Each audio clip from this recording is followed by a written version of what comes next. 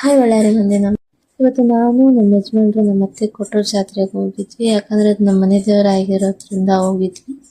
ಇವ್ರು ಯಾರು ತುಂಬಾ ಜನ ರೋಡ್ ಸೈಡ್ ನಡ್ಕೊಂಡು ಹೋಗ್ತಿದ್ದಾರೆ ಅಂಗಡಿ. ಅವರೆಲ್ಲ ಪಾದಯಾತ್ರಿಗಳು, ತುಂಬಾ ದೂರ ಊರುಗಳಿಂದ ಎಲ್ಲ ಬಂದಿರ್ತಾರೆ.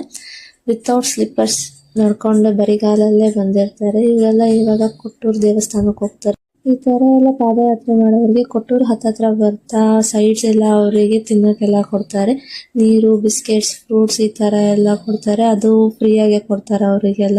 ಹಾಗೆ ಎಮರ್ಜೆನ್ಸಿಗೆ ಅಂತ ಮೆಡಿಕಲ್ ಕ್ಯಾಂಪ್ ಎಲ್ಲ ಹಾಕಿರ್ತಾರೆ. ಜೊತೆಗೆ ಒಂದು ಆಂಬುಲೆನ್ಸ್ ಕೂಡ ಇಟ್ಕೊಂಡಿರ್ತಾರೆ ಎಮರ್ಜೆನ್ಸಿಗೆ. ನಮ್ಮ ಮನೆ ದೇವರಾಗಿರೋದ್ರಿಂದ ನಮ್ಮ ಮನೆಯಲ್ಲಿ ನಮ್ಮ ಮಾಮ ಪಾದಯಾತ್ರೆ ಹೋಗಿದ್ರು. ನಾವು ಬೈಕಲ್ಲೇ ಹೋದ್ವಿ.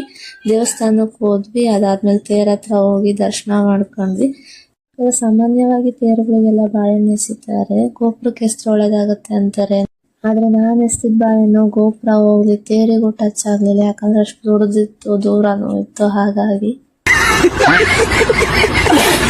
ಆಮೇಲೆ ನಾವು ಹೊಟ್ಟೆ ಹಸ್ತಿತ್ತು ಅಂತ ಹೊಟ್ಟೆಗೆ ಹಾಕೋಣ ಅಂತ ಹೋಟ್ಲಿಗೆ ಹೋಗಿ ಊಟ ಮಾಡಿದ್ವಿ.